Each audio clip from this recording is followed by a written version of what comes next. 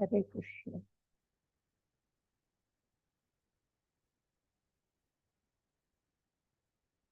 ఓం శ్రీ పరమాత్మనే నమః. అష్టమాధ్యాయః అక్షర పరబ్రహ్మయోగః. ఇది అష్టమాధ్యాయము. అష్టమాధ్యాయం అక్షర పరబ్రహ్మయోగం అన్నమాట దీని పేరు. ఈ అధ్యాయంలో మనము ఏం చెప్పుకుంటాము అన్నది చూద్దాం. మనము ఫస్ట్ నిన్నటి అధ్యాయంలో ఏం చెప్పుకున్నాము? అన్నిటికన్నా భక్తి యోగమే శ్రేష్టమైంది, భక్తి యోగివిగా నువ్వు అని చెప్పినని చెప్పారు భగవంతుడు, కృష్ణ భగవానుడు.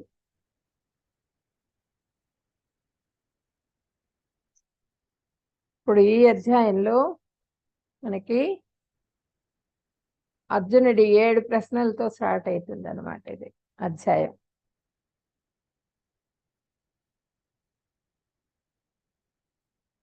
ఎనిమిదవ అధ్యాయం 1-2 శ్లోకాల్లో అర్జునుని ప్రశ్నలు, 3-4 శ్లోకాల్లోనేమో కృష్ణ భగవానుడి సమాధానాలు. తర్వాత అంతా కూడా మనకి ఈ ప్రశ్నలకు సంబంధించి సమాధానాలకు సంబంధించిన శ్లోకాలే జరుగుతాయి అన్నమాట 8వ అధ్యాయంలో అక్షర పరబ్రహ్మ యోగంలో.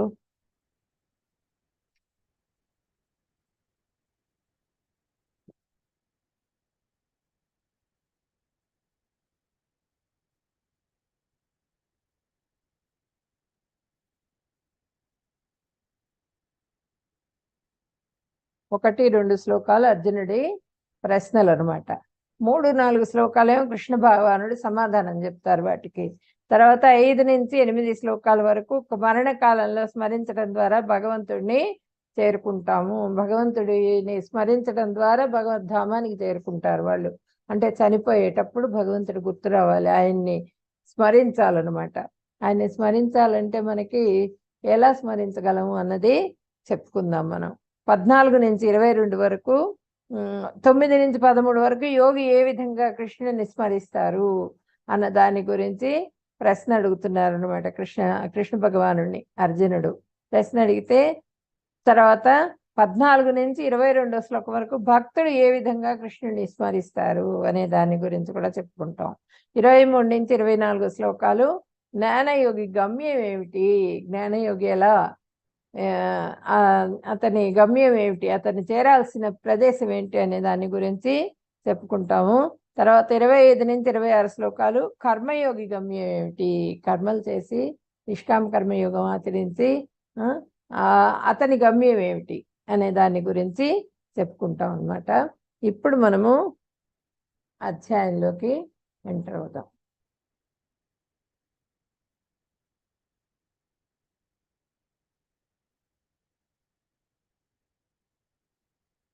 అర్జున ఉవాచ కిం తద్బ్రహ్మ కిమధ్యాత్మం కిం కర్మ పురుషోత్తమ అధిభూతం చ కిం ప్రోక్తం అధిదైవం కిముచ్యతే.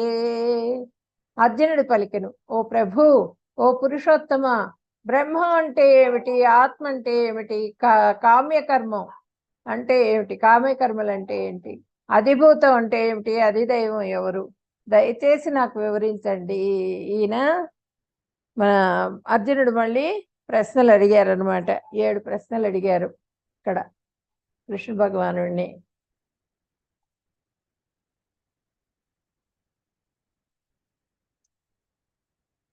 మళ్ళీ 2వ శ్లోకంలో కూడా ప్రశ్నలే అనమాట. ఇవన్నీ కలిపి 7 ప్రశ్నలు. అధి యజ్ఞ కథం కోత్ర దేహేస్మిన్ మధుసూదన ప్రయాణ కాలే చ కథం జ్ఞేయోసి నియతాత్మభిః.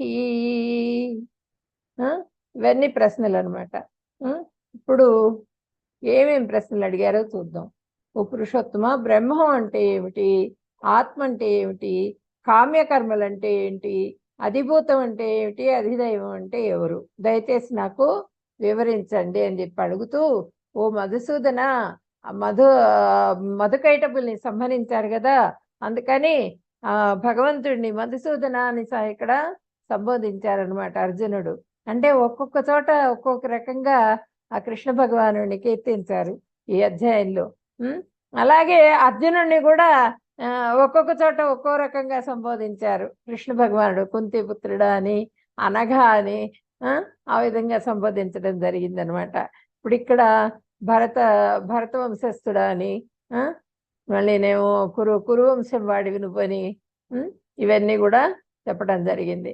ఓ మధుసూదన, యజ్ఞ ప్రభు ఎవరు, ఏ విధంగా అతడు ఈ శరీరంలో ఉంటారు, భక్తి సేవలో నిమగ్నమైన వాళ్ళు మరణ సమయంలో నిన్ను ఎలా చేరుకుంటారు, యజ్ఞానికి ప్రభు ఎవరు, ఏ విధంగా అతడు ఈ శరీరంలో ఉంటారు, ఎలా ఉంటారు, భక్తి సేవలో నిమగ్నమైన వాళ్ళు మరణ సమయంలో, చనిపోయిన సమయంలో ఏ విధంగా నిన్ను తెలుసుకోగలుగుతారు.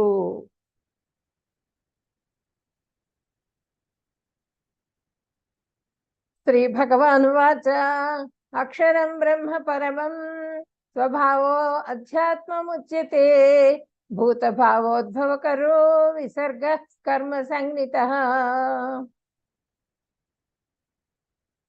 భగవానుడు చెప్తున్నారు. ఏం చెప్తున్నారు? శ్రీ భగవానుడు పలికెను, నాశరహితుడు సర్వోత్తముడు అయిన జీవుడు బ్రహ్మం అనబడును. ఆత్మ యొక్క నిత్య స్వభావాన్ని అధ్యాత్మం అని చెబుతారు. సమస్త జీవుల ఉత్పత్తికి ఉనికికి కారణమైన కార్యమే కర్మ అంటారు. అది బ్రహ్మం అంటే ఏంటి? బ్రహ్మం అంటే ఏంటంటే మనకి జీవుడు అనమాట. ఆత్మ గురించి అంటే నశించనిది, ఎప్పటికీ అనాది నుంచి ఉన్నటువంటిది, ఎప్పటికీ నశించనిది, అది బ్రహ్మం అంటారు దాన్ని. తర్వాత అధ్యాత్మం అంటే ఏంటి?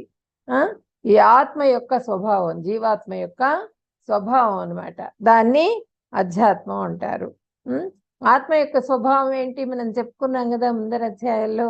ఆత్మ యొక్క స్వభావం ఎప్పటికీ కూడా అది శాశ్వతంగా ఉంటుంది. ఆత్మ మన కర్మలన్నింటినీ కూడా క్యారీ చేస్తుంది, వేరే దేహంలో ప్రవేశిస్తుంది మనం చనిపోయిన సమయంలో. అంటే మనం చనిపోయాము అనేది ఆత్మ వెళ్ళిపోయిన తర్వాతే డెడ్ బాడీ అవుతుంది. మనది చైతన్యం, మన శరీరంలో ఉన్నటువంటి చైతన్యమే ఆత్మ. ఆ చైతన్యమే పరమాత్మ కూడా. ఆత్మ పరమాత్మ ఇద్దరు ఉంటేనే మన శరీరంలో అన్ని పనులు సక్రమంగా జరుగుతూ ఉంటాయి. వాళ్ళిద్దరు వెళ్ళిపోయారంటే ఈ దేహం ఇంకా దేనికి పనికిరాదనమాట. తర్వాత కర్మ అంటే ఏమిటి? కర్మ అంటే ఏంటి? మనకి కర్మ అంటే పునర్జన్మని కలిగించేది. మనం చేసే కర్మలే మనకి మళ్ళీ మళ్ళీ జన్మల్ని ఇస్తూ ఉంటాయి, పునర్జన్మ ఇస్తూ ఉంటాయి. లేకపోతే గనక మనము మంచి కర్మలు చేసుకున్నాం అనుకో, నిష్కామ కర్మ ఫలయోగం, నిష్కామ కర్మని గనక ఆచరించినప్పుడు ఆ ఫలితాన్ని ఆశించకుండా చేసేటువంటి కర్మ చేస్తూ భగవంతుడిని పూర్తిగా మనసు నిండా నిలుపుకుని భగవంతుడిని కేంద్రీకృతం చేసుకుని కర్మలు చేసే వాళ్ళకి భగవద్ధామానికి చేరుకుంటారు. లేకపోతే కనుక పునర్జన్మను కలిగించేది కర్మ. కర్మ ఏంటంటే ఎప్పటికీ కూడా అది మళ్ళీ మళ్ళీ మళ్ళీ మళ్ళీ జన్మలు వస్తూ ఉంటాయి అన్నమాట. తర్వాత అధిభూతం అంటే ఏమిటి? భౌతిక ప్రకృతి. అధిభూతం అంటే భౌతిక ప్రకృతి. భౌతిక ప్రకృతి అంటే మొత్తం అంతా కూడా నీళ్లు కానీ, నదులు కానీ, చెట్లు కానీ అంతా కూడా ఈయన భగవంతుడి యొక్క అపరా ప్రకృతి అనమాట. తర్వాత అధిదైవం అంటే ఎవరు? సర్వదేవతలు కలిగిన విశ్వరూపం అధిదైవం అంటే. భగవంతుడి స్వరూపం విశ్వరూపం. విశ్వరూపంలో మొత్తం అందరూ కూడా ఉన్నారు, 3,000,000 దేవతలు ఉన్నారు. అందరూ ఉన్నటువంటి ఆ విశ్వరూపాన్ని అధిదైవం అంటారు. తర్వాత అధియజ్ఞం అంటే యజ్ఞ ప్రభువు పరమాత్మ. అధియజ్ఞం అంటే ఏంటంటే ఆ యజ్ఞాలన్నింటికీ కూడా ప్రభు ఎవరంటే పరమాత్మ. మనం జీవులమేమో యజ్ఞాలు చేస్తూ ఉంటాం. ఆ యజ్ఞం చేయటం ద్వారా వర్షాలు పడి మంచిగా పంటలు పండి ఆ మొత్తం ఆ పండిన పంటను మళ్ళీ కూడా భగవంతుడికి సమర్పించాలి మనం. అదే యజ్ఞానికి ప్రభు ఎవరంటే పరమాత్మ. ఆ పరమాత్మ ఎక్కడ ఉంటారు? ప్రతి జీవుడిలో కూడా పరమాత్మ ఉంటారు. అది యజ్ఞం అంటే యజ్ఞ ప్రభువు పరమాత్మ. తర్వాత మరణకాలంలో నేతాత్మలు కృష్ణ భగవానుని ఎలా తెలుసుకుంటారు? ఎట్లా తెలుసుకుంటారు కృష్ణ భగవానుని? ఇప్పుడు మనం ఏదన్నా గుర్తుంచుకోవాలి అంటే భౌతికంగా మనం 10 సార్లు 12 సార్లు వల్లే వేస్తాం కదా. అదే చదవంగా గుర్తుండిపోతుంది మనకి. దాన్ని అదే ఫస్ట్ చదివింది కొంతకాలం వదిలేసాం అనుకోండి, మరపు వచ్చేస్తుంది, మనం మర్చిపోతాం, గుర్తుండదు. ఇంకా ఏం చదివాం అన్నది ఎందుకు, ఇప్పుడు ఇంకో గంట ముందు ఏం చేసామన్నది మనకు జ్ఞాపకం ఉండదు. అది మనకి భగవంతుడు ఎట్లా గుర్తుండాలి? మరణకాలంలో ఆయన మన స్మరణకి రావాలి అంటే ఏం చేయాలి? కర్మయోగులు ఏం చేస్తూ ఉంటారంటే పొద్దుస్తమానం ఆయన చనిపోయేటప్పుడు మనకి ఏం జరుగుతుంది అన్నది మనం ముందు శ్లోకాస్లో చెప్పుకుందాము. భగవంతుడు ఎట్లా గుర్తుకొస్తారు?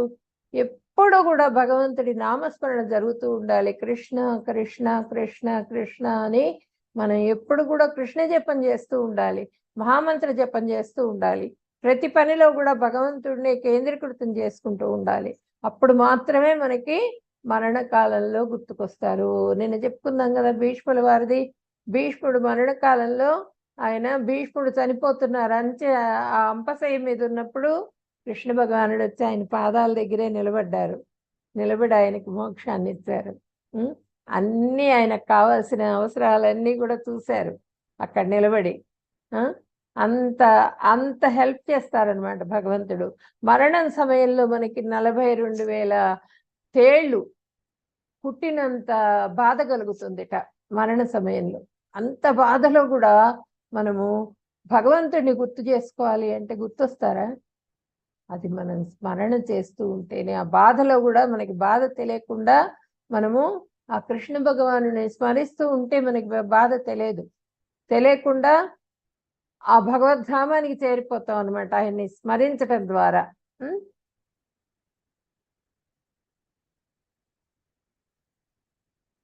అధిభూతం క్షరో భావ పురుషశ్చాధిదైవతం అధియజ్ఞోహమేవాత్ర దేహే దేహభృతాంబరా.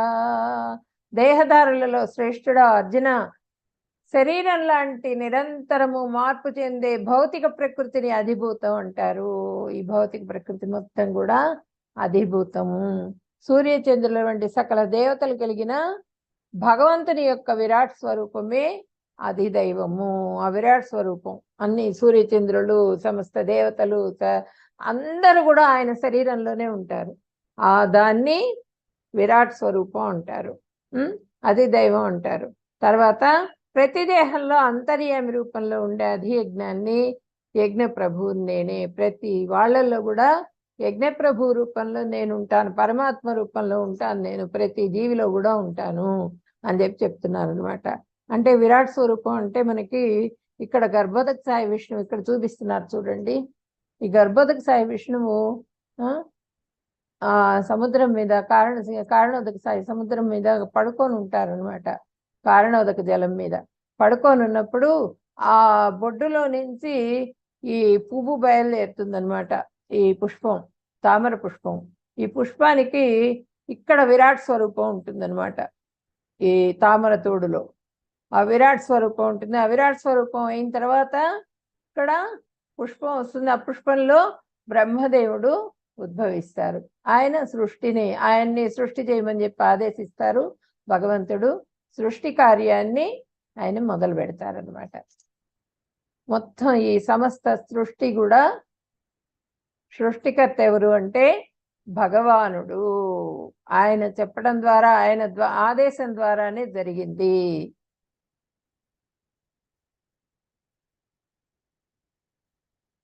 అంటే అధియజ్ఞాన్ని ప్రభువుని మొత్తం సృష్టి మొత్తానికి కూడా కారణభూతుడిని నేనే అని చెప్పినని ఆయన చెప్తున్నారు అనమాట భగవంతుడు. పరమాత్మ రూపంలో మన హృదయంలోనే ఉంటారు మనకి. బ్రహ్మం అంటే నాశరహితము దివ్యమగు జీవుడు. అధ్యాత్మం అంటే జీవుని నిత్య స్వభావం. కర్మ అంటే దేహోద్భవమునకు సంబంధించిన కార్యము. అంటే మళ్ళీ మళ్ళీ పుట్టుక చనిపోవటం దాని గురించి చెప్పేదన్నమాట. కర్మ అంటే పుట్టుకని కలిగించేది. తర్వాత అధిభూతం. అధిభూతం అంటే భౌతిక జగత్తు, భౌతిక ప్రకృతి. అధిదైవం అంటే సర్వదేవతలకు కూడిన విశ్వరూపం. తర్వాత అధియజ్ఞం అంటే పరమాత్మ. అధియజ్ఞం ఎక్కడ నివసిస్తుంది అంటే ప్రతి జీవి యొక్క హృదయంలో కూడా పరమాత్మ రూపంలో ఉంటారనమాట. ప్రతి జీవిలో కూడా ఉంటారు. మరణ సమయంలో కృష్ణుని ఎలా స్మరించాలి? స్మరణాన్ని జీవితకాలం అభ్యాసం ద్వారా మనము ఆ భగవంతుడిని గుర్తుకొస్తారనమాట. భగవంతుడిని స్మరించడం జరుగుతుంది మరణ సమయంలో.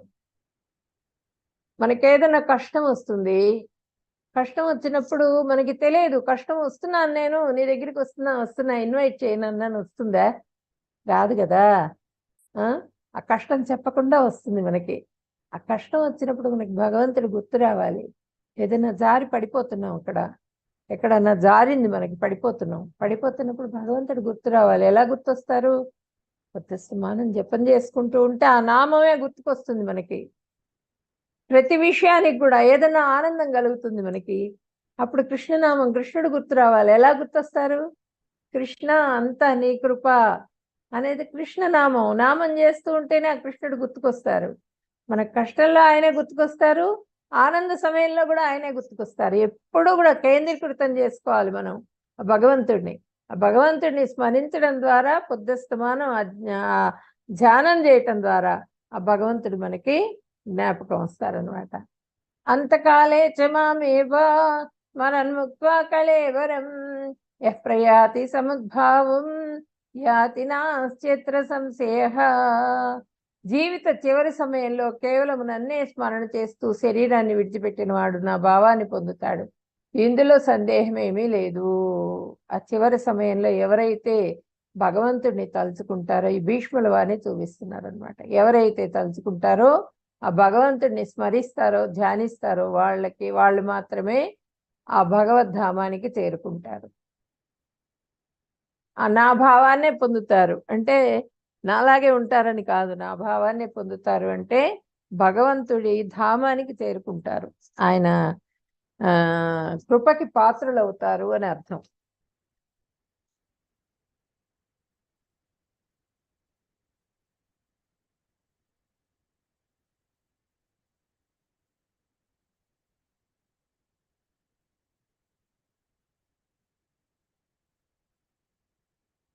ఎం వాపి స్మరన్ భావం త్యజత్యంతే కళేవరం తం తమేవైతి కౌంతేయ సదా తద్భావ భావితః. ఓ కౌంతేయ, మనిషి మరణ సమయంలో ఏ భావాలతో శరీరాన్ని వదులుతాడో ఆ భావాలకు తగిన స్థితినే పొందుతాడు. ఇప్పుడు ఇక్కడ మనకి భరత్ మహారాజ్ స్టోరీ చెప్పుకుందాం. భరత్ మహారాజు ఆయన చాలా గొప్పవాడు అనమాట. చాలా పెద్ద రాజ్యము, సుభిక్షంగా ఉన్న రాజ్యం అన్నీ ఉన్నాయి ఆయనకి.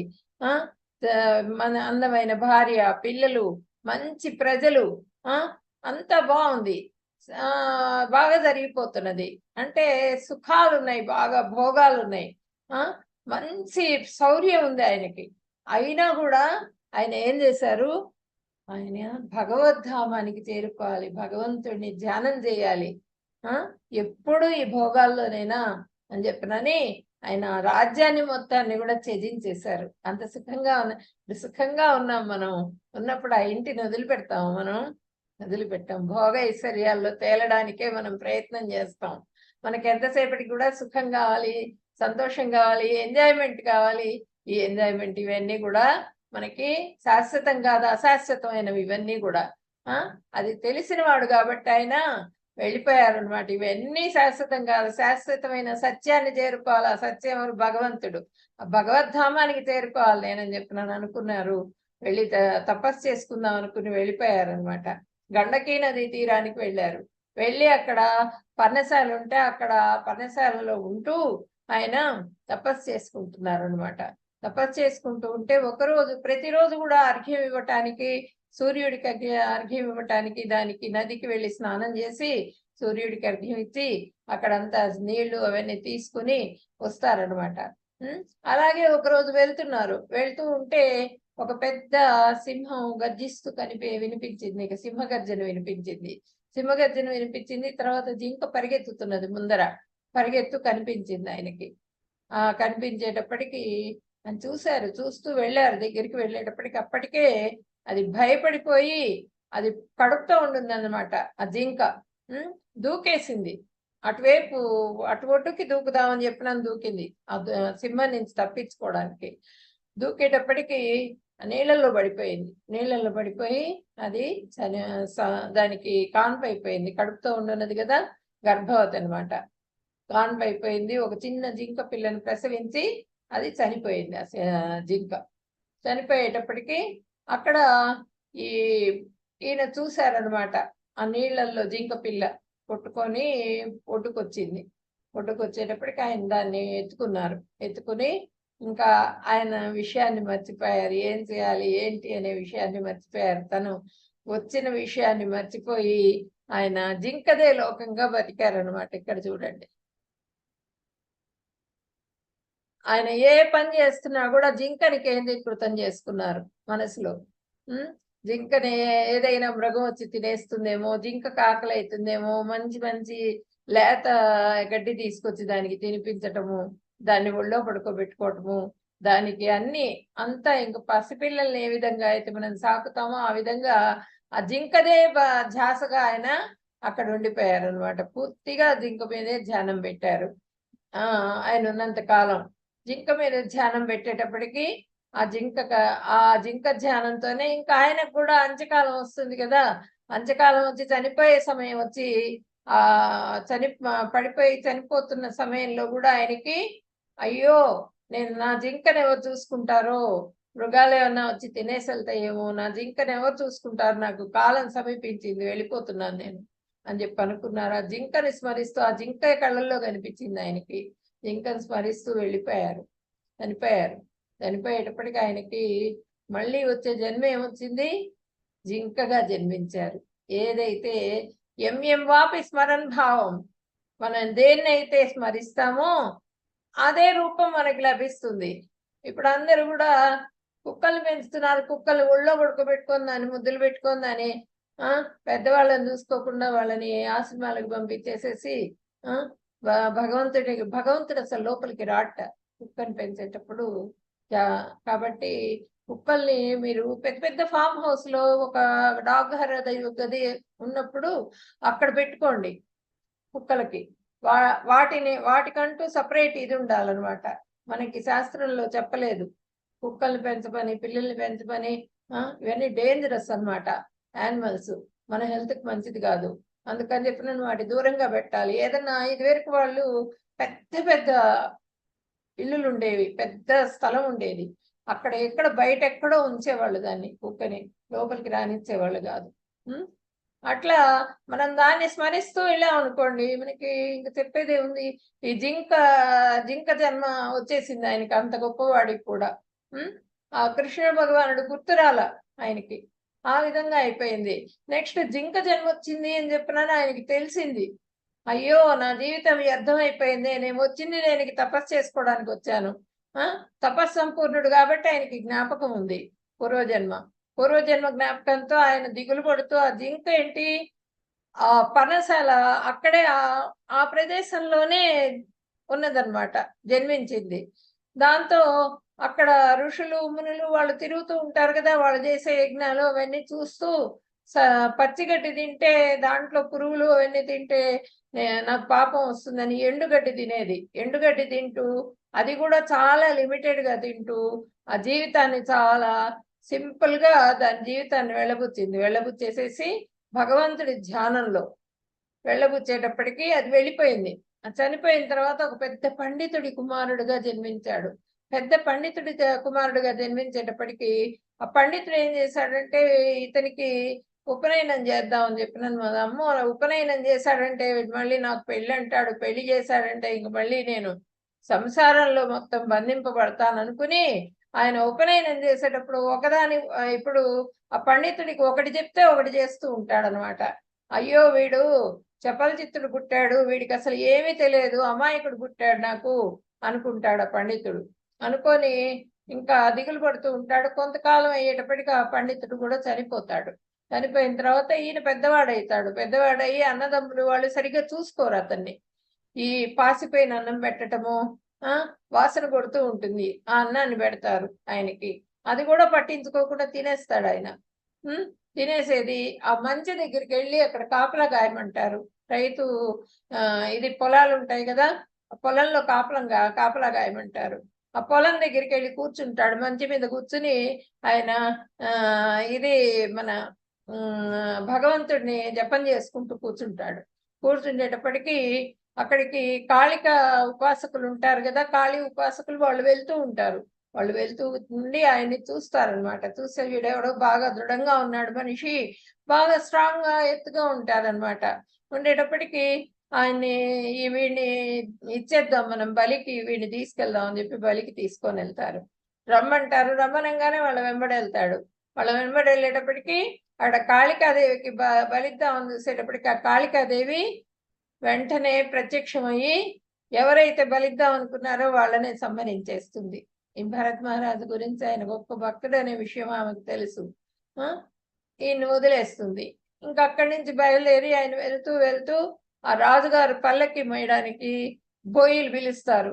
ఆ పల్లకి మోస్తూ ఉంటాడు. పల్లకి మోసిన తర్వాత రాజు అడుగుతాడు, ఏంటిది సరిగ్గా మొయ్యట్లేదు, అటు ఇటు కుదుపులు వస్తూ ఉంటాయి అన్నమాట. ఈయన చాలా హైట్ ఉంటాడు కదా, మిగిలిన వాళ్ళు ముగ్గురు కొంచెం హైట్ తక్కువ ఉంటారు. దాంతో ఇలా ఇలా కదులుతూ ఉంటుంది పల్లకి. కదులుతుండే, ఏంటి ఇట్లా ఉంది, ఈ విధంగా కదులుతున్నది పల్లకి అని చెప్పనని ఆయన కంగారు పడుతూ రాజు దిగుతారనమాట పల్లకిలో నుంచి ఆపమని చెప్పి. ఎందుకు ఈ విధంగా ఉంది అని చెప్పి నన్ను అడిగితే, ఇదిగో ఇతను కొత్తతను వచ్చాడు, ఇతను సరిగ్గా పట్టుకోవట్లేదు, డాన్స్ చేస్తున్నాడు, ఎక్కడో చూస్తున్నాడు, సరైన ధ్యానంతో సరైన ధ్యాసతో మీ పల్లకి మొయ్యట్లేదని చెప్తారు. వాళ్ళు కంప్లైంట్ చేస్తారు. ఇప్పుడు రాజు ఏం చేస్తాడంటే, నీకు మరణ శిక్ష విధిస్తాను నేను, నువ్వెందుకు ఇట్లా చేస్తున్నావు అనేటప్పటికి నవ్వుతాడు ఆయన. నవ్వేటప్పటికి, నీకు ఇప్పటికి కూడా బుద్ధి రాలేదా నీకు, నేను మహారాజుని అడుగుతున్నా కూడా నువ్వు నవ్వుతావా అని చెప్పనని, ఇంకప్పుడు నీకు మరణ శిక్ష విధిస్తున్నానంటాడు.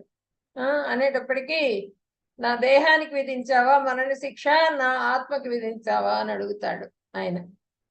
అడిగేటప్పటికి వెంటనే, అమ్మో ఈయన ఎవరో పెద్ద యోగిలాగా ఉన్నాడు, అనవసరంగా ఈయనతో పెట్టుకున్నాను, నేను వెళ్ళేది ఆశ్రమానికి వెళ్తూ ఈ యోగితో పెట్టుకున్నానే అని చెప్పినని ఆ రాజుగారు భయపడిపోయి ఈయన కాళ్ళ మీద పడి ఈయనకి నమస్కారం చేసి ఈయన వదిలేసేసి వెళ్ళిపోతాడు. తర్వాత ఈయనకు ముక్తి కలుగుతుంది. తర్వాత ఆయన చనిపోతారు. చనిపోయిన తర్వాత మళ్ళీ భగవద్ధామానికి చేరుకుంటారనమాట. అంటే ఎన్ని జన్మలు ఎత్తాల్సి వచ్చింది ఆయన. మనిషి జన్మ తర్వాత జింక జన్మ తర్వాత మళ్ళీ పండితుడి కుమారుడు జన్మ, ఇంత కష్టపడాల్సి వచ్చిందనమాట. అంటే ఒక తపస్వి కూడా మాయలో, ఆ మాయా ప్రభావం ఆ విధంగా ఉంటుంది. మాయలో పడిపోయి ఆ మాయా ప్రభావం మన మీద కూడా చూపించే ఆస్కారం చాలా 100% ఉంది. దాన్ని మనం జయించాలంటే భగవంతుడి పాదాలు పట్టుకుని భగవంతుడిని, గురువుని, మన సత్సాంగత్యాన్ని తోడుగా చేసుకోవాలి. సాధువుల సాంగత్యంలో మనకి మంచి జరుగుతుంది అనమాట. భగవద్ధామానికి వెళ్ళడానికి సరైన రూట్ దొరుకుతుంది మనకి. అది ఇప్పుడు ఈ ఎంఎం వాపి స్మరణ్ భావం, మనం దేన్నైతే స్మరిస్తామో అదే మనకి లభిస్తుంది మరణ సమయంలో అని చెప్పినని చెప్పారు ఇక్కడ. తస్మాత్ సర్వేషు కాలేషు మా మనస్మరయుధ్య చ మయి అర్పిత మనోబుద్ధి మామే వైశేష్య సంశయం. ఓ అర్జున, అందువల్ల నిరంతరము నన్నే స్మరిస్తూ నీ కర్తవ్యమైన యుద్ధం చెయ్యి. మనస్సును, బుద్ధిని నాయందు నిలిపితే నీవు నిస్సంశయంగా నన్నే పొందుతావు. అది మనస్సుని, బుద్ధిని పూర్తిగా నా మీద నిలుపు. నువ్వు నేను పరమాత్మని, నన్ను తలుచుకో, నన్ను కేంద్రీకృతం చేసుకో, నేను ఎట్లా చెప్తున్నానో అట్లా విను, నీ ధర్మం ఏంటి, నీ ధర్మాన్ని నువ్వు నిర్వర్తించు అని చెప్పినని ఇక్కడ చెప్తున్నారనమాట. విద్యుక్త ధర్మాన్ని నిర్వర్తించు, యుద్ధం చెయ్యి, నువ్వు క్షత్రియుడు కాబట్టి నీ కర్తవ్యాన్ని నువ్వు చెయ్యి అని చెప్పనని కర్తవ్యాన్ని గుర్తు చేశారు ఇక్కడ భగవంతుడు.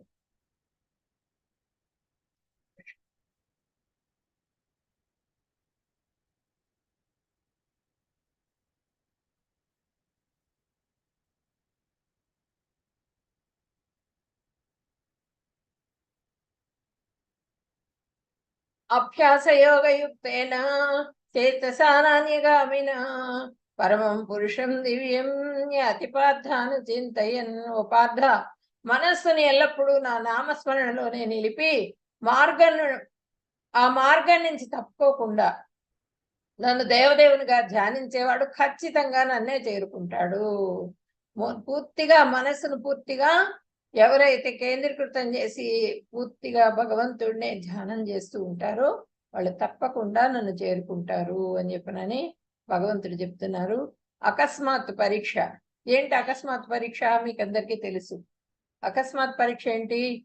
మనకు వచ్చే కష్టాలు కానీ బాధలు కానీ, నెక్స్ట్ మనకి మెయిన్గా ఏంటంటే మరణం. ప్రతి జీవికి కూడా, జన్మించిన ప్రతి జీవికి కూడా మరణం అనేది తప్పదు. మరణించి తీరుతారు ప్రతి వాళ్ళు కూడా.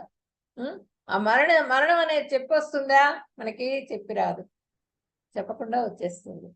ఆ సమయంలో ఇప్పుడు ఏం చేస్తాం మనము? చెబుతారనమాట, ఇప్పుడు చిన్న ఏజ్ కదా మాది, భగవద్గీత చదివే ఏజ్ కాదండి మాది, ఓల్డ్ ఏజ్లో చదువుకుంటాం అని చెప్తారు. ఓల్డ్ ఏజ్లో కాదు భగవద్గీత చదవాల్సింది. భగవద్గీత చిన్న పిల్లలప్పటి నుంచి నేర్చుకోవాలి. ప్రతి శ్లోకంలో కూడా మనం ఏ విధంగా జీవించాలి అన్నది భగవంతుడు చెప్పారు. చెప్పినప్పుడు మనం చిన్నప్పటి నుంచే మనం చదువుతూ ఉన్నాం అనుకోండి, భగవద్గీత కానీ భాగవతం వినడం కానీ అన్నీ కూడా చిన్న ఏజ్ నుంచి చేసామనుకోండి, మనం ఇలా మన మానవ జీవిత లక్ష్యాన్ని మనం చేరుకోగలుగుతాం. లేకపోతే చేరుకోలేము మనం. అది ఒక ఏజ్లో వచ్చినా కూడా ఆ ఏజ్లో కూడా పూర్తిగా భగవంతుడి ధ్యానంలో ఉండటానికి ప్రయత్నం చేయాలి. లేకుండా నా పిల్లలు, నా భార్య, నా భర్త, వాళ్ళ కోసం అది చేద్దాం, అన్నీ చెయ్యాలి, బాధ్యతగా చెయ్యాలి. కానీ అదే ధ్యానంలో ఉండకూడదు. పొద్దుస్తమానం అదే ధ్యాసలో ధన సంపాదన, ఎంత మిగులుద్దాము, ఎంత దాచిపెడదాం వీళ్ళ కోసం. వాళ్ళు పుట్టిన వాళ్ళు భగవంతుడు పుట్టించిన వాళ్ళే కదా. భగవంతుడు చూసుకోరా వాళ్ళ సంగతి? వాళ్ళు సంపాదించలేరా? నీ అంత తెలివితేటలు వాళ్ళకు ఉండవా? సంపాదించుకుంటారు వాళ్ళు కూడా, వాళ్ళది వాళ్ళు సంపాదించుకుంటారు చక్కగా, వాళ్ళ జీవితాన్ని వాళ్ళు గడుపుతారు. నువ్వెందుకు వాళ్ళ కోసం కష్టపడుతూ నీ జీవితాన్ని ఎందుకు వేస్ట్ చేసుకుంటున్నావు అనే విషయాన్ని మనం తెలుసుకోవాలన్నమాట. మనం ఎంతసేపటికి కూడా ధ్యానం ఎప్పుడు కూడా భగవంతుడి మీద పెట్టాలి. ఎక్కువ సమయాన్ని భగవంతుడికి వినియోగించాలి మనం. అకస్మాత్తుగా ఏదొస్తుంది? మరణం వస్తుంది. ఆ మరణ సమయంలో మనం ఏం చేయాలి? ఎప్పుడు సిద్ధం అవ్వాలి? సిలబస్ ఏంటి? మరణ సమయానికి మనం సిద్ధం అవ్వడానికి సిలబస్ ఏంటి? ఎలా సిద్ధం అవ్వాలి? ఏ సమయంలో? సమయం అంటూ ఏది లేదు. అది మనకి ఎప్పుడైతే భగవంతుడి గురువు దొరుకుతారో, ఎప్పుడైతే మనం సత్సాంగత్యం దొరుకుతుందో అప్పటి నుంచి మొదలుపెట్టి ఇంకా కంటిన్యూస్గా దీన్ని వదలకుండా మనము కంటిన్యూ చేయాలి. ఫలితం ఏంటి? మనకి ఫలితము ఆత్మ ఈ విధంగా వెళ్ళిపోతుంది, సంతోషంగా వెళ్ళిపోతుంది భగవంతుడి దగ్గరికి.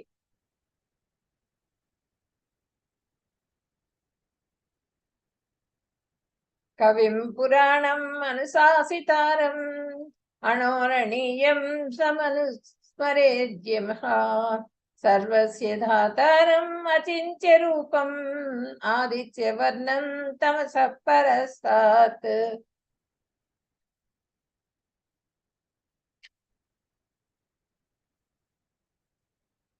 కవిం పురాణం అనుశాసితారం అనోరణీయాం సమనుస్మరేత్యః సర్వస్య ధాతారం అచింత్య రూపం ఆదిత్యవర్ణం తమసః పరస్తాత్. ఏం చెప్తున్నారు ఇక్కడ? సర్వము తెలిసిన వాడుగను, అతి ప్రాచీనుడుగను,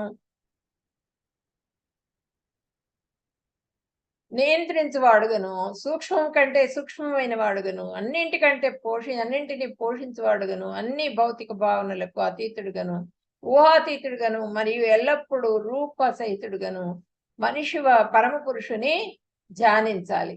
అది సర్వము అన్నీ కూడా ఆయనకి తెలుసు. భూత భవిష్యత్తు వర్తమాన కాలాలన్నీ కూడా మన గురించి మొత్తం కూడా తెలుసు భగవంతుడికి.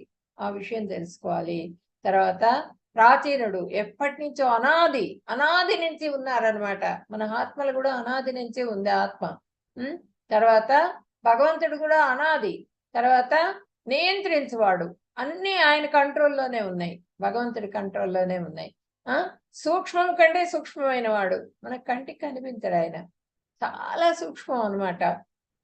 దివ్య చక్షువుల ద్వారా మాత్రమే కనిపిస్తారు. ఆ మనస్సుతో మాత్రమే చూడగలుగుతాం భగవంతుడిని. దివ్యమైన మనస్సు కలిగి ఉంటే మనం భగవంతుడిని చూడగలుగుతాం. అన్నింటినీ పోషించువాడుగను. అన్ని జంతువులు చిన్న చీమ దగ్గర నుంచి పెద్ద ఏనుగు వరకు కూడా ఆయనే పోషిస్తున్నారు. ఇప్పుడు మనకి అడవుల్లో వాటిల్లో ఏనుగులు ఉంటాయి కదా, దానికి టన్నుల కొద్దీ ఆహారం కావాలి. ఎవరిస్తున్నారు? భగవంతుడే ఇస్తున్నారు ఆయన. అన్ని జంతువులకి వాటికన్నిటికీ అవేం కష్టపడట్లా. అవి చక్కగా వాటి ఆహారాన్ని అవి సంపాదించుకొని తింటున్నాయి, హ్యాపీగా ఉన్నాయి అవి. ఒక బియ్యం బస్తా పడ్డదనుకోండి అక్కడ రోడ్డు మీద ఉంటే జంతువులట అన్ని వెళ్ళి పక్షులు చూసినాయి. పక్షులు చూస్తే ఒక పక్షి చూస్తే 10 పక్షుల్ని పిలుచుకొచ్చి దానికి కావాల్సిన వరకు తీసుకొని వెళ్తుంది. అదే మనిషి చూశాడు అనుకోండి, ఆశ ఆత్రం అనమాట. అటు ఇటు చూసి ఎవ్వరు చూడకుండా చూసి ఆ బస్తా తను ఒక్కడే లాక్కొని వెళ్ళిపోతాడు ఇంట్లోకి. అట్లా ఉంటుందన్నమాట మనిషి యొక్క ఆశ. తర్వాత సూక్ష్మం కంటే సూక్ష్మమైన వాడు, చాలా అసలు మన కంటికి కనిపించడు, అన్నింటినీ పోషించువాడు, అన్ని భౌతిక భావనలకు అతీతుడు. మనం భౌతికంగా ఆలోచిస్తే ఆయన ఆ భావనలన్నింటికీ కూడా అతీతమైనటువంటి వాడు, ఊహాతీతుడు. మనం ఊహించలేము ఆయన రూపాన్ని, అంత ఊహాతీతమైన రూపం అయింది. తర్వాత మరియు ఎల్లప్పుడూ రూపసహితునిగా మనిషి పరమ పురుషుని ధ్యానించాలి. రూపం మనకి ఊహించుకోలేము, కానీ రూప సహితుడిగానే మనం ధ్యానించాలి. ఒక రూపం ఉంది భగవంతుడికి, కాళ్ళు చేతులు కళ్ళు మనకున్నట్లే అన్నీ కూడా ఉన్నాయి. కాకపోతే భౌతికమైన ఇవి కాదవి. ఆయన కాళ్ళు చేతులు అవన్నీ కూడా మనం నోరుతోనే అన్నం తినాలి, చేతితోనే కలుపుకోవాలి, ఇవన్నీ కాదు. ఆయన కాళ్ళు ఉన్నాయి కానీ అవి కాళ్ళు కానీ సర్వేంద్రియాలు కూడా ఎంతో అవి పవిత్రాలు అన్నమాట. తర్వాత ఆ భగవంతుడిని మనిషి పరమ పురుషుని ధ్యానించాలి. ఆ విధంగా మనిషి రూపసహితంగా ధ్యానించాలి భగవంతుడిని. అంటే రూపం లేకపోతే రూపం ఉంటేనే మనం చూస్తుంటే ఎక్కడో ఉండిపోతుంది, మన మనసు వెళ్ళిపోతుంది. రూపం లేదనుకోండి, రూపం లేకపోతే మనం నిలపలేం, మనసుని కంట్రోల్ చేసుకుని నిలపలేము అనమాట. అతను సూర్యుడిలా ప్రకాశించేవాడు. ఆయనది ప్రకాశం, సూర్యుడిని నియమించిందే భగవంతుడు. అలాంటప్పుడు ఆయన తేజస్సు మనము ఊహించలేనంత తేజస్సు ఉంటుంది భగవంతుడిలో, ప్రకాశం. మరియు ఈ భౌతిక స్వభావానికి అతీంద్రియంగా దివ్యమైన వాడు. ఈ భౌతిక స్వభావానికి మనం ఊహించలేము అనమాట. ఆ స్వభావానికి అతీంద్రియంగా దివ్యమైన వాడు అని చెప్పినాను భగవంతుడి గురించి చెప్తున్నారు. ఇంద్రియాలన్నీ ఉంటాయి. అతీంద్రియుడు అంటే ఇంద్రియాలన్నీ ఉంటాయి, కానీ మన ఇంద్రియాలు లాంటివి కాదు భగవంతుడివి. ఇంద్రియాలకు ప్రభు ఆయన.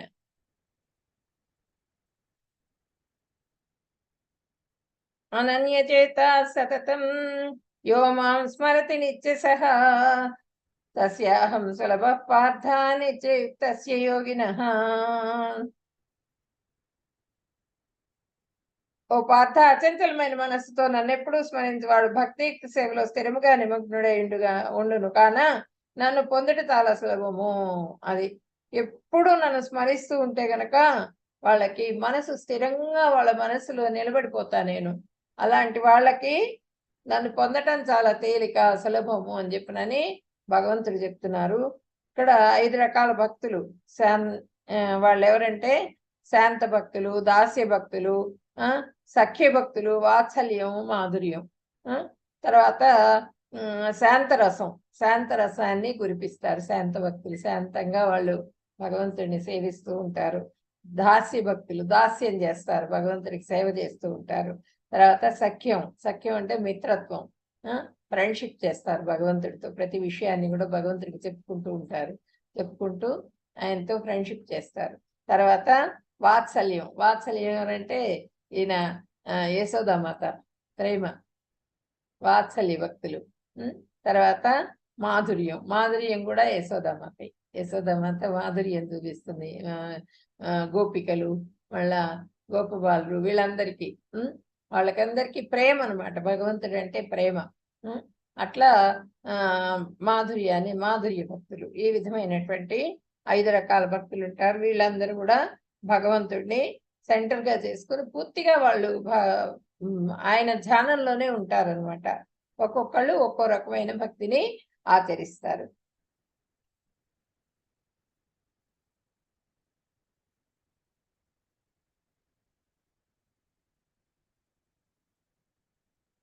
నిత్యయుక్తస్య యోగినః, నిత్యం యోగి. ఆ యోగి ఏంటంటే భక్తి యోగి. భక్తి యోగి ఎప్పుడు కూడా ఆయన యోగ మిశ్రమ భక్తి చేసి ఆ భగవద్ధామానికి భగవంతుడి దగ్గరికి చేరుకుంటారనమాట. మాముపేత్య పునర్జన్మ దుఃఖాలయం అశాశ్వతం నాప్నువంతి మహాత్మానః సంసిద్ధిం పరమాం గతాః.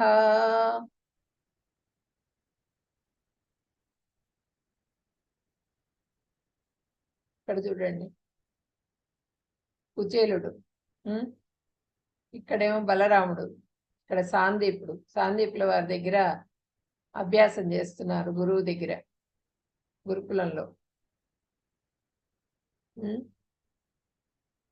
ఇక్కడ మిత్రుడుగా ఉండి ఆ ప్రేమను పొందినందువల్ల ఇక్కడ మళ్ళీ ఆయన ఐశ్వర్యాన్ని, సకల ఐశ్వర్యాన్ని ఇచ్చారు కుచేలుడికి. కుచేలుడు వెళ్తారు ఆయన కృష్ణ భగవానుడి దగ్గరికి. వెళ్ళినప్పుడు ముక్కిపోయిన అటుకులు తీసుకొని వెళ్తారు. ఏం తీసుకొచ్చావు నాకు అని అడిగితే ఆయన సిగ్గుపడతారనమాట. చిరిగిపోయిన చేలం అంటే ఇది ఉత్తరీయంలో ఆ అటుకుల మూట ఉంటుంది. ఆ అటుకుల మూట విప్పదీసి తనే తీసుకుంటారు. తీసుకుని ఆ మూట విప్పదీసి తీసుకుని తింటారనమాట కృష్ణ భగవానుడు. తిని సకల ఐశ్వర్యాలు కూడా ఆయన జీవితం మొత్తం హ్యాపీగా జీవించడానికి సరిపడా సంపదని ప్రసాదిస్తారనమాట. ఇక్కడ ఆయన బ్రాహ్మణుడు అయినందువల్ల ఆయనకి సేవ చేస్తున్నారు చూడండి. అతిథి బ్రాహ్మణుడు ప్లస్, అందువల్ల ఆయనకి చక్కగా పాదాలు కడిగి స్నానం చేయించి మంచి మంచి వస్త్రాలు ఇచ్చి, తర్వాత రుక్మిణీదేవి ఇక్కడ వింజామరు విసురుతున్నది చూడండి. అన్ని రకాల సేవలు చేసిన తర్వాత ఆయనకి చక్కగా ఆహారం తినిపించి ఆయన్ని మళ్ళీ అతిథి మర్యాదలన్నీ చేసిన తర్వాత ఆయన్ని ఇంటికి పంపిస్తారు అన్నమాట. సర్వభోగాలు ప్రసాదిస్తారు, సర్వ ఐశ్వర్యం. భగవంతుని ఎందుకు పొందాలి? మాముపేత్య పునర్జన్మ దుఃఖాలయం అశాశ్వతం నాప్నువంతి మహాత్మానః సంసిద్ధిం పరమాం గతాః.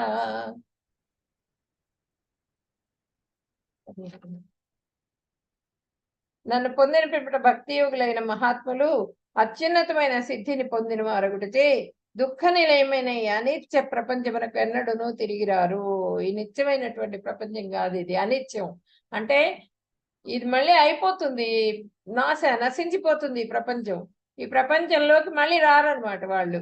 ఆ భగవంతుడిని ఎవరైతే సేవిస్తారో ఆ ధామానికి చేరుకుంటారు. ఆ ధామానికి చేరుకున్న వాళ్ళు మళ్ళీ ఇక్కడికి రారనమాట. చింతామణులతో నిండి ఉంటుందట ధామం, ఆ గోలోక ధామం. చింతామణి ప్రకర సద్మసు కల్పవృక్షాలు ఉంటాయి అక్కడంతా కూడా. లక్షావృతేషు సురభిపాలయంతం లక్ష్మీ సహస్రసిత సంభ్రమ సేవ్యమానం గోవిందం ఆది పురుషం తమహం భజామి. మొత్తం ఆ చింతామణులతో నిండి ఉంటుందట. ఆ చింతామణులు అంటే అవి, వాటి ప్రకాశం ఎట్లా ఉంటుంది, భగవంతుడి శరీరం నుంచి పడ్డటువంటి కాంతితో అవి ప్రకాశిస్తూ ఉంటాయి. అక్కడ సూర్యచంద్రులు అవసరం లేదనమాట, అంత వెలుగుతో ఉంటుందన్నమాట గోలోకం. కల్పవృక్షాలు ఉంటాయట, ఏవి అడిగితే అవి ఇస్తూనే ఉంటాయి. ఆ కల్పవృక్షాలు, కామధేనువులు ఉంటాయి, ఎంత పాలు కావాలంటే అంత పాలు కామధేనువులు, ఏది కావాలంటే అది ఇవ్వగల కెపాసిటీ ఉంటుంది వాటికి. లక్ష్మీదేవి సహస్ర లక్ష్మణులు సేవ చేస్తూ ఉంటారట అక్కడ. అందరూ కూడా భగవంతుడిని సేవిస్తూ ఉంటారు ఆ గోలోక ధామంలో. అలాంటి ధామంలో ఉంటారనమాట భగవంతుడు. గోలోక ధామం అంటే ఆ విధంగా ఉంటుంది. అట్లా అక్కడ అంత అద్భుతంగా ఉంటుంది గోలోక ధామం. మాముపేత్య పునర్జన్మ దుఃఖాలయం అశాశ్వతం. అటువంటి ధామానికి వెళ్ళినప్పుడు మనం ఇక్కడికి వస్తాము మళ్ళీ. భగవంతుడు ఒకసారి తప్పు చేశాము, ఇక్కడ వచ్చి పడ్డాం భూలోకంలో. మళ్ళీ మళ్ళీ ఆ తప్పు చెయ్యం మనం. మనకి భగవంతుడి సేవే కావాలి. ఆత్మ ఆనందం ఎప్పుడు వస్తుంది? భగవంతుడి సేవలోనే వస్తుంది. కాబట్టి మనం భగవద్ధామానికి చేరుకున్న తర్వాత మళ్ళీ వాళ్ళు తిరిగి రారు, పరిపూర్ణతను పొందుతారు, అత్యున్నత పరిపూర్ణత పొందుతారు. భక్తి యోగులుగా తయారయ్యి పూర్తిగా భగవంతుడి హృదయం నిండా నింపుకుని భగవత్ సేవ చేసిన వాళ్ళు ఆ ధామానికి చేరుకుంటారు. కావున దుఃఖాలతో నిండిన ఈ తాత్కాలికమైన ఈ ప్రపంచానికి మళ్ళీ తిరిగి రారు. ప్రపంచం ఏంటంటే ప్రళయం వస్తే మునిగిపోతూ ఉంటుంది, అయిపోతూ ఉంటుంది, మళ్ళీ స్టార్ట్ అవుతుంది సృష్టి. అట్లాగే జీవి కూడా చనిపోతాడు, మళ్ళీ పుడుతూ ఉంటాడు, మళ్ళీ చనిపోతాడు, మళ్ళీ పుడుతూ ఉంటాడు. ఆ విధమైనటువంటి జీవితంలోకి రాడనమాట. ఇప్పుడు మంచి ఇంట్లో మనం వెళ్ళిపోయినాం, ఇక్కడ కష్టాలుగా ఉంది, ఇక్కడి నుంచి బాగా అన్ని వసతులు ఇంటికి వెళ్ళాం, అన్ని చూసుకుని వెళ్ళినప్పుడు ఆ ఇంటి నుంచి మనం వస్తామా? రాం కదా. మళ్ళీ మనం కష్టాలున్న ఇంట్లోకి వస్తామా? రాం. అక్కడే ఉండాలని కోరుకుంటాం అనమాట. అదే విధంగా ఆ ధామం అంత హ్యాపీగా ఉంటుంది. అన్ని రకాలు ఉన్నా కూడా, ఆ కల్పవృక్షాలు, కామధేనువులు అన్నీ ఉన్నా కూడా వాళ్ళకి వాటి మీద ఆశ ఉండదు. మనం ఇది కోరుకుందాం అనే ఆశ ఉండదు.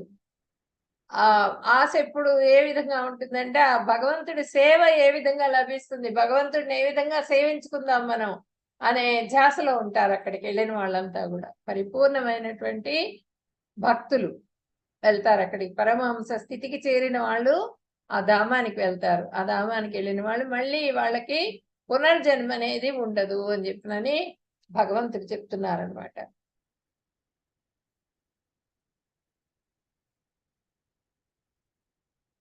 ఆ బ్రహ్మభువనాల్లోకాః పునరావర్తినో అర్జున మాముపేత్యతు కౌంతేయ పునర్జన్మ న విద్యతే. భౌతిక ప్రపంచంలో అత్యున్నత లోకం నుండి అత్యల్ప లోకం వరకు అన్ని పునరావృతమయ్యే పుట్టుక మరియు మరణం జరిగే కష్టాల ప్రదేశాలు. కానీ కౌంతేయ, నా నివాసానికి చేరుకున్న వారు మరలా జన్మించడు. అది వాళ్ళు ప్రతి లోకానికి, ఏ లోకానికి వెళ్ళినా స్వర్గలోకానికి స్వర్గ ప్రాప్తిరస్తు అనేది వరకు మనకి ఆశీర్వాదం ఇచ్చేవాళ్ళు. స్వర్గం కూడా మనకి అది కూడా కొంతకాలమే.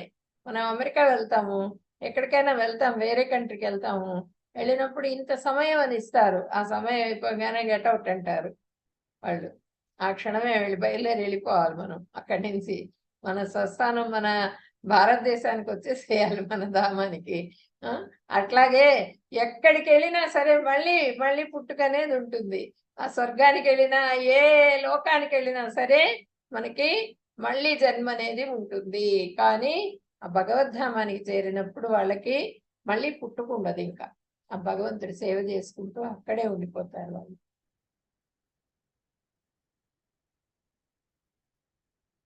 ఇది ఎందుకు తాత్కాలికమైనది? భూతక్రామసయేవాయం భూత్వా భూత్వా ప్రళీయతే రాత్యాగమేవ స పార్థ ప్రభవత్యహరాగమే.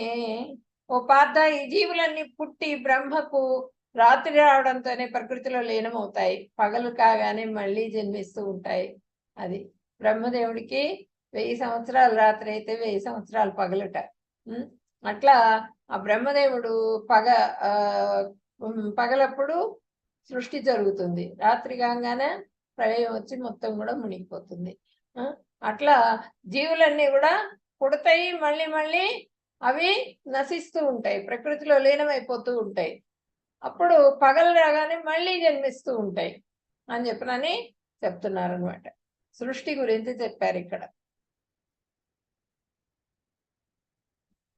యుగాల గురించి మనం చెప్పుకున్నాం కదా. కలియుగ కాలం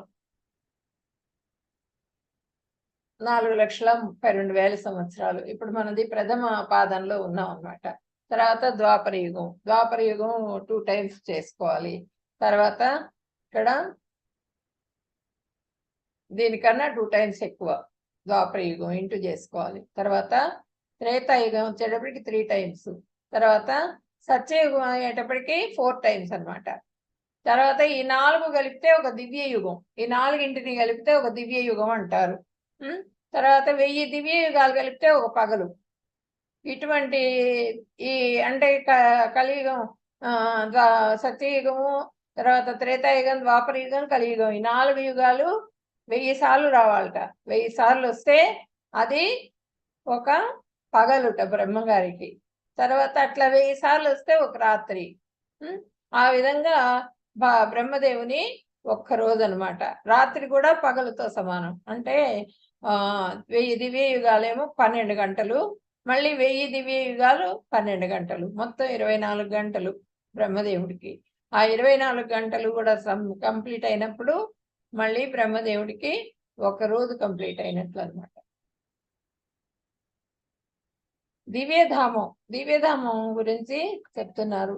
అవ్యక్తోక్షర ఇత్యుక్తం. ఒక్క నిమిషం.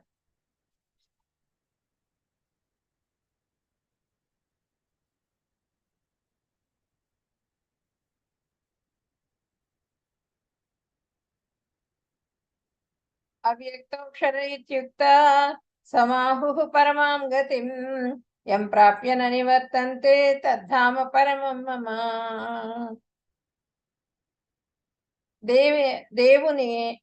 దేనిని వేదాంతులు అవ్యక్తమనియు అక్షరమనియు వర్ణింతురు, ఏది పరమ లక్ష్యమని చెప్పబడుతున్నదో, ఏ ప్రదేశం పొంది మానవుడు తిరిగిరాడో అది నా దివ్య నివాసము అని చెప్పినని భగవంతుడు చెబుతున్నారు. దివ్య నివాసం గురించి చెప్తున్నారు.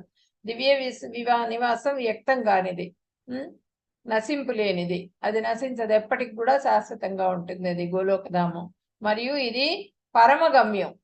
మనిషి యొక్క లక్ష్యం, పరమగమ్యం ఏది అంటే భగవద్ధామానికి చేరుకోవటమే. ఎన్ని జన్మలు, కొన్ని లక్షల జన్మలు ఎత్తైనా సరే ఆ ధామానికి చేరుకోవాలి, తప్పదు. మనం చేరాల్సిన ధామం అదే, లాస్ట్కి మనం వెళ్ళాల్సిన ప్లేస్ అదే. కానీ మనం ఎంత తొందరగా వెళ్తాం అన్నది మన చేతుల్లోనే ఉంది. మనం చేసుకునే కర్మల్ని బట్టి మన చేతుల్లో ఉందన్నమాట. జీవుడు అక్కడికి చేరుకున్న తర్వాత అతను తిరిగి రాడు. జీవుడు అక్కడికి వెళ్ళిపోయిన తర్వాత మళ్ళీ వెనక్కి తిరిగి రాడు. అది నా సర్వోన్నత నివాసము. పూర్తిగా ఎప్పటికీ కూడా నేను అక్కడ ఉంటాను. అది సర్వ ఉన్నతమైనటువంటి నివాసము అని చెప్తున్నాను భగవంతుడు చెప్తున్నారు. ఆధ్యాత్మిక ప్రపంచం అంటే ప్రతి పదం పాటయే, ప్రతి అడుగు నృత్యమే. అక్కడ అట్లా ఉంటుందన్నమాట. ఎవరెవరు ఏ ఏ సేవలు చేయాలి అనేది వాళ్ళు ఏ సేవ దొరుకుతుందా అని చూస్తూ ఉంటారు. ఆ సేవలో నియుక్తులైపోతూ ఉంటారు భగవంతుడి ఆధ్యాత్మిక ప్రపంచంలో. ఆ ఆనందాన్ని పొందుతూ ఉంటారనమాట. భౌతిక ప్రపంచమేమో ప్రతి అడుగు ప్రమాదమే, ప్రతి పనిలోనూ బాధలే. ఏ పని చేసినా కూడా మనకి సుఖంతో పాటు బాధ కూడా కలిసి ఉంటుంది. సుఖం ఉంటుంది, దుఃఖం ఉంటుంది, సౌఖ్యం ఉంటుంది, బాధ ఉంటుంది. ఇవన్నీ ఇక్కడ చూడండి, దావానలో చెట్లలో చిన్న రవ్వ పుడుతుందిట అడవిలో. ఆ రవ్వ, నిప్పు రవ్వ మొత్తం అడవి మొత్తం నశించిపోతుంది, తగలబడిపోతుంది. అదే విధంగా మన జీవితంలో కూడా ఏ క్షణంలో ఏదొస్తుంది అన్నది ప్రమాదం మనకి తెలియదు. కాబట్టి ఆ ప్రమాదం వచ్చేదాకా ఆగకుండా మనము ముందు నుంచే భగవద్ధామానికి, భగవంతుడి ధ్యానంలో ఉండటం నేర్చుకోవాలి. భగవంతుడి జపం చేయాలి, భగవంతుడి ధ్యానంలో ఉండాలి, భగవంతుడి సేవ చేయాలి. శాశ్వతమైనది, తప్పు లేనిది, అపరిమిత ఆనందం ఉన్నది, అన్ని కోరికలను నెరవేర్చేది, ఆకర్షణీయమైనది, ప్రత్యక్ష శ్రేష్టమైనది, అత్యున్నతమైన లోకం, తిరిగి రాని ప్రదేశం. మనిషి తిరిగి రాడు అక్కడికి వెళ్తే. అలాంటి ప్రదేశాన్ని మనము ఎంచుకొని ఆ ధామానికి చేరటానికి ప్రయత్నం చేయాలి. ఇక్కడ చూడండి, వీళ్ళిద్దరు చక్కగా కృష్ణ భగవానుడిని కలరింగ్ చేస్తున్నారు, ఆ విగ్రహాన్ని తయారు చేస్తున్నారు. ఆ విగ్రహాన్ని తయారు చేయాలంటే కళ్ళు ఎట్లా ఉంటాయి కృష్ణుడివి అనేది ఆ అమ్మాయికి తెలిసి ఉండాలి. కళ్ళు వేస్తున్నది కదా, ఆ కళ్ళు పద్మనయనాలు, పద్మాల రేకులు ఎలా ఉంటాయో అలా ఉంటాయి కృష్ణ భగవానుడి కళ్ళు. ఆ విధంగా ఆ మనసులో స్థిరపరచుకోవాలన్నమాట భగవంతుడిని. లేకపోతే వాళ్ళు ఆ పని చేయలేరు. ఏ పని చేస్తున్నా సరే భగవంతుడిని మనం కేంద్రీకృతం చేసుకోవాలి. అప్పుడే ఆ జీవకళ వస్తుంది భగవంతుడిది. ఆ పని సక్రమంగా జరుగుతుంది. నైతే శృతి పార్థజానం యోగి ముహ్యతి కశ్చన తస్మాత్ సర్వేషు కాలేషు యోగయుక్తో భవార్జున. అర్జున, ఈ 2 మార్గాలు తెలిసిన భక్తులు ఎప్పుడు కలవరపడరు. అందువల్ల నీవు ఎల్లప్పుడూ భక్తి యందు నియుక్తుడివిగా. భక్తి యోగి యుగం అని చెప్పినని భగవంతుడు చెప్తున్నారు ఇక్కడ. ఇప్పుడు ఇక్కడ నీతాత్ములు కృష్ణుని ఎలా చేరుకుంటారు అంటే యోగ మిశ్రమ భక్తులు, అనన్య భక్తులు, జ్ఞాన యోగులు, కర్మయోగులు. యోగ మిశ్రమ భక్తులు అంటే వేదవేత్తలు, యతులు, బ్రహ్మచారులు, వీళ్ళందరూ కూడా యోగ మిశ్రమ భక్తులు అనమాట. తర్వాత అనన్య భక్తులు, తర్వాత జ్ఞానయోగులు, అచ్చిరాది మార్గంలో వెళ్ళేవాళ్ళు, తర్వాత కర్మయోగులు, ధూమాది మార్గంలో వెళ్ళేవాళ్ళు. వీళ్ళందరూ కూడా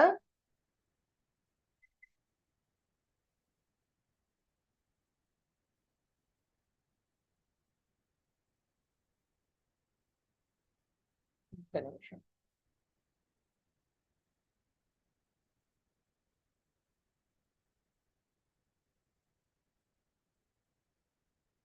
అర్జున, ఈ రెండు మార్గాలు తెలిసిన భక్తులు ఎప్పుడు కూడా కలవరపడరు. అచ్చిరాది మార్గంలో వెళ్ళేవాళ్ళు, ధూమాది మార్గంలో వెళ్ళేవాళ్ళు. అచ్చిరాది మార్గం అంటే డైరెక్ట్ గా వెళ్ళిపోతారు వైకుంఠానికి. ధూమాది మార్గం అంటే అన్ని టచ్ చేసుకుంటూ నిదానంగా వెళ్తారనమాట భక్తులు వాళ్ళు. ఇక్కడ చూడండి, వేదేషు యజ్ఞేషు తపస్సు చైవ దానేషు యత్పుణ్యఫలం ప్రదిష్టం అచేతి తత్సర్వమిదం విదిత్వా యోగి పరం స్థానముపైతి చాద్యం. భక్తి సేవ యొక్క మార్గాన్ని అంగీకరించే వ్యక్తి వేదాలను అధ్యయనం చేయడం, కఠినమైన తపస్సులు చేయడం, దాతృత్వం ఇవ్వడం, అంటే దానం ఇవ్వటం, లేదా తాత్వికమైన ఫలవంతమైన కార్యకలాపాలను అనుసరించడం వలన కలుగు పుణ్యఫలాలను అధిగమించి వీటన్నింటినీ పొందగలడు. అంటే ఇవన్నీ చేస్తే ఎటువంటి ఫలం వస్తుందో అట్లాంటి ఫలితాన్ని పొందుతాట. చివరికి అతను నిత్యమైన పరంధామాన్ని చేరుకుంటాడు. భక్తి సేవ, భక్తి యోగి ఆ విధంగా చేరుకుంటాడు అని చెప్పనని చెప్తున్నారు మనకి. అంటే ఇప్పుడు ఇక్కడ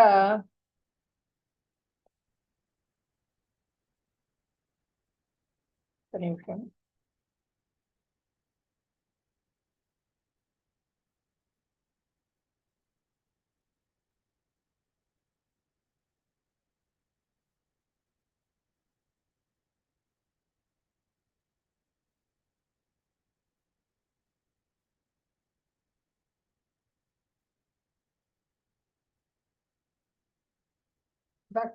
భక్తి యోగి ఏమో భక్తిని ఆచరిస్తాడు, ఆధ్యాత్మిక లోకం అనాయాసంగా చేరుకుంటాడు భక్తి యోగి.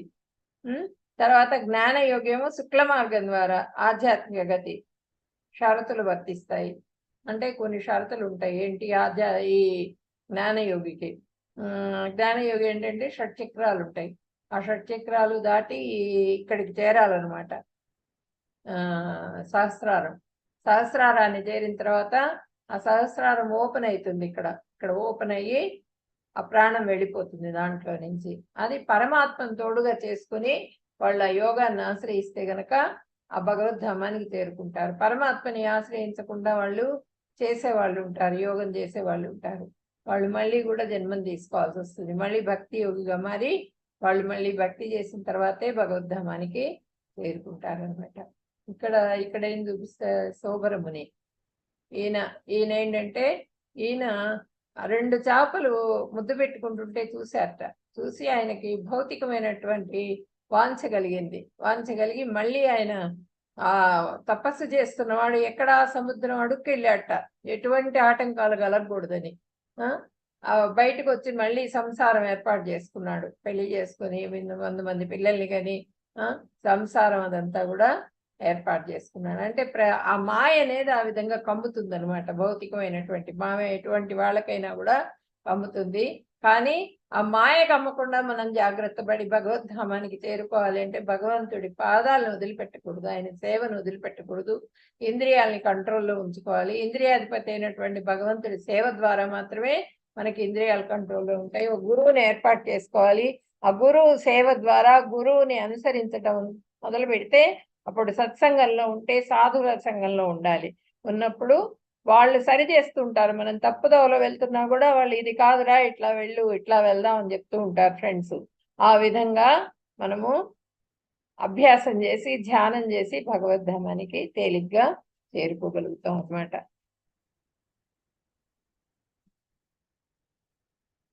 వేదేషు యజ్ఞేషు తపస్సు చైవ దానేషు యత్పుణ్యఫలం ప్రదిష్టం అచేతి తత్సర్వమిదం విదిత్వా యోగి పరం స్థానముపైతి చాద్యం.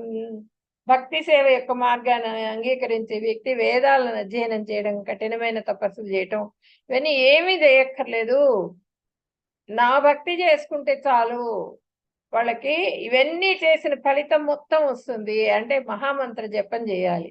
మహామంత్ర జపం ఎంతో శ్రద్ధతో విశ్వాసంతో చేసినప్పుడు అప్పుడు ఇవన్నీ చేసినటువంటి ఫలితం వస్తుందన్నమాట. ఆ పరంధామాన్ని చేరుకోగలుగుతారు అని చెప్పనని చెప్తున్నారు. వాంఛాకల్పతరుభ్యశ్చ కృపా సింధుభ్య ఏవ చ పతితానాం పావనేభ్యో వైష్ణవేభ్యో నమో నమః. హరే కృష్ణ కృష్ణ కృష్ణ హరే హరే, హరే రామ రామ రామ హరే హరే. హరే కృష్ణ. హరే కృష్ణ. భక్తులకి ఎవరికైనా డౌట్స్ ఉంటే అడగండి.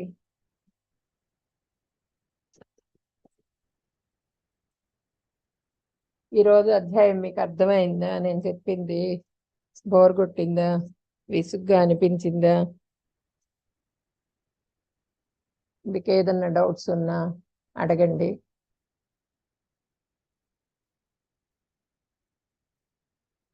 హరే కృష్ణ.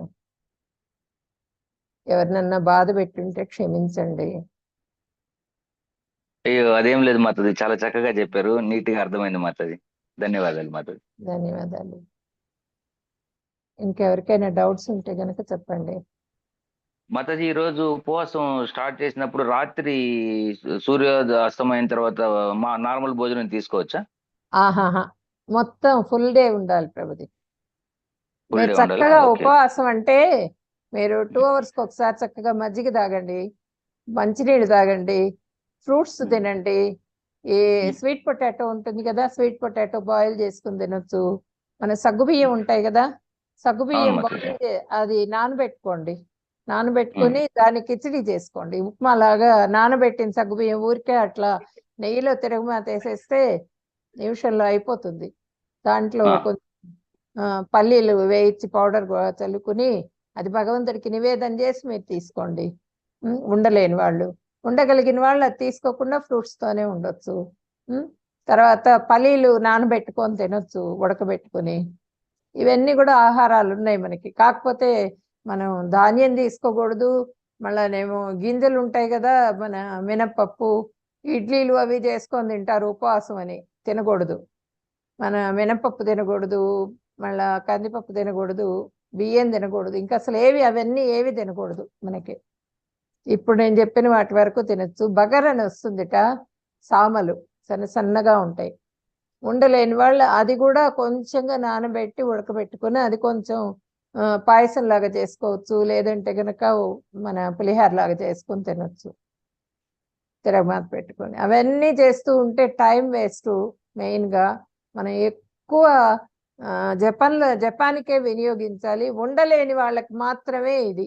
ఉండగలిగిన వాళ్ళందరూ చక్కగా ఉండండి. హరే కృష్ణ. హరే కృష్ణ. నైట్కి మాత్రం తినకూడదు ప్రభుజీ. పాలు తాగండి, పాలు, పండ్లు, మజ్జిగ. ఇది మనకి సైంటిఫిక్ గా కూడా చాలా రుజువైందనమాట. చాలా రకాల రోగాలన్నీ కంట్రోల్ చేస్తుందిట ఈ ఉపవాసం. మనం దేహదారోగ్యం పెరుగుతుంది 15 days ఒకసారి ఉపవాసం ఉంటే. హరే కృష్ణ. ఇంకెవరికైనా డౌట్స్ ఉన్నాయా?